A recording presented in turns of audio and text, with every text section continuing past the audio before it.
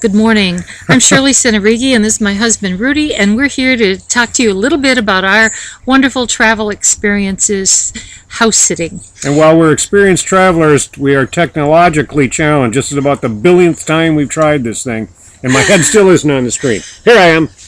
So, anyway, we have been house sitting since we retired about 5 years ago. Spent 4 weeks in Forche, Italy, 6 weeks in Greece, a little village called Pedno.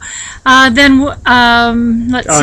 the Peloponnese Peninsula, down near Kalamata. And then 2-3 weeks in North Carolina, and then back to Italy to another wonderful area, Umbertidi, where we stayed in a house that overlooked the border of Tuscany and Umbria, and we had great views of 2 different villages, one in each area. And then our last house sit was in Nova Scotia. We just returned a couple of weeks ago from 3 great weeks in a rural area near Halifax. We thought we would start. No, go ahead.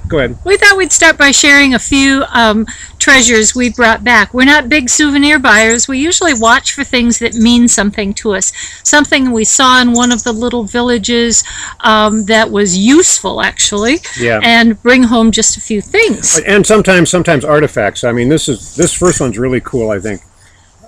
That's a hand-blown glass bottle that we picked up in just the relics of an old building near Forche on a mountainside.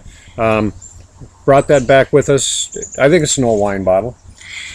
This is a picture that we picked up on our last trip to Italy, and we got it at a small local restaurant that we thoroughly enjoyed. Yeah, they're made in Cortina, but made specifically for that restaurant, Mimi's restaurant. In Greece, the waiters would go village to village on little mopeds with these waiter trays hanging onto the handle up here with wine bottles and food and everything on it as they were flying through the village. And we thought that serving tray was kind of a neat thing to have too. And on our recent trip to Nova Scotia, we brought back this great sheepskin.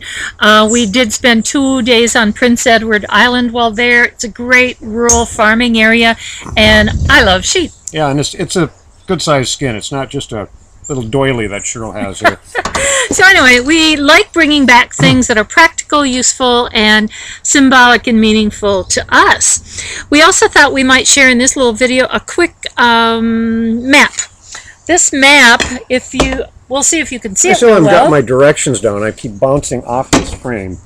All right, this is a map of travels of the Senerigi family. We have 2 adult daughters, but we've been putting pins on this map since our family began traveling when the girls were little. The various colored pins mean different things. There's a color for when all 4 members of our family have had some travel adventures.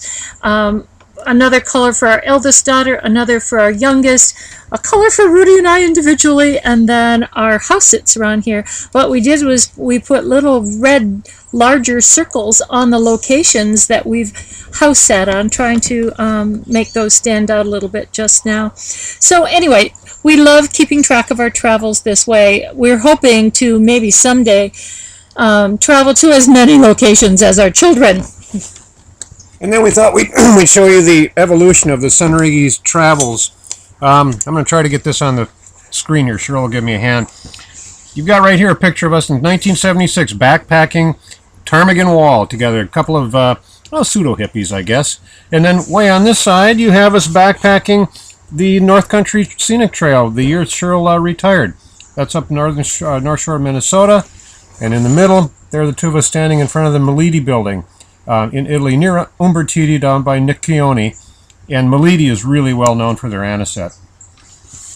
Well, we'll see how this little practice video turned out, and hopefully we'll be back in a minute with our next set of responses. Yep, and that's just about 5 minutes.